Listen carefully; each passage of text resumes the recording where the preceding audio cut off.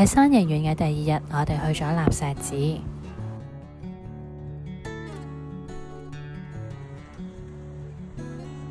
由山形縣嘅市中心搭火車去到山寺站，一落車就會見到呢一條咁有標誌性嘅橋，然後按住指示行上石級就到啦。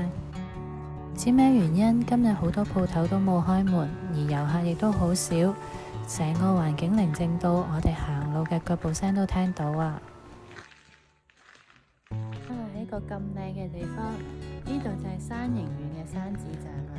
行到嚟呢度就會有個牌，就通知大家，如果上山頂嘅話呢，就要俾300蚊嘅參拜費。我哋見到啲積雪咁厚，其實都好擔心我哋嘅裝備足唔足夠我哋上山頂，但最後我哋都冇諗咁多。去俾入場費嘅時候，我哋竟然見到呢隻貓貓，你見佢鬆起晒啲毛，你就知道呢一度有幾凍啦。山寺係一個充滿靈氣嘅地方，裏面有好多古老嘅雪松樹。通過呢一片樹林之後，差唔多到山頂嘅時候，就會見到好多木構嘅建築物啦。登山嘅過程真係好難行啊，因為積雪已經冚過晒所有階級嘅表面，而且有一啲積雪仲好跣添。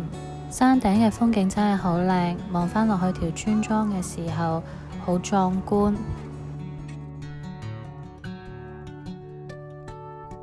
但因為真係太凍，我哋喺山頂冇辦法留得太耐，我哋好快就落返去山形嘅市中心揾食啦。我哋落山嘅時候都見到有人仆親，仲流晒鼻血添，所以落雪嘅時候行山真係要帶多啲裝備啊！唔知去到市中心嘅時候都係一樣咁大雪，我哋好求其咁樣揀咗一間意大利餐廳就食 pizza， 估唔到可以喺日本食到我哋一路以嚟好想食嘅折 pizza 喎。第二日我哋嚟到一處古色古香嘅地方，呢度係位於栃木縣嘅德川家康神社同埋墓地。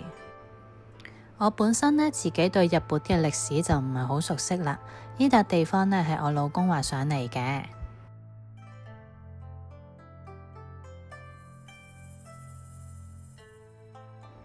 裏面有2個好出名嘅打卡點。第一就係呢3隻菲里密賢士町嘅馬騮仔，第二就係呢一隻喺太平盛世嘅時候唔會醒嘅綿貓啊！呢隻綿貓都幾出名㗎，想行埋去同佢影張相都要排好耐隊。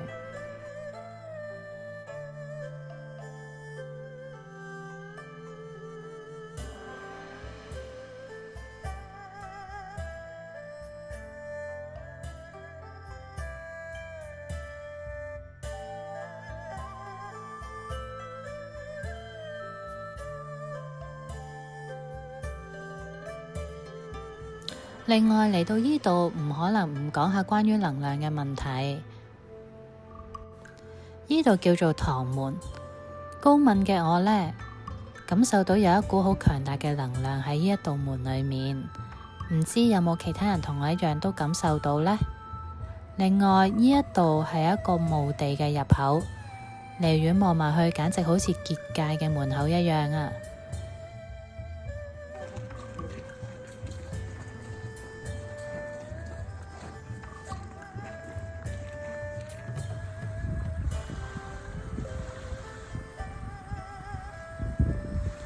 離開栃木縣之後呢，我哋就會直接返東京啦。第二朝一早就會搭飛機走。幸運嘅係我哋臨離開東京嘅時候，竟然喺2月初都俾我哋見到有一棵櫻花開咗喎。我哋要返香港啦，拜拜。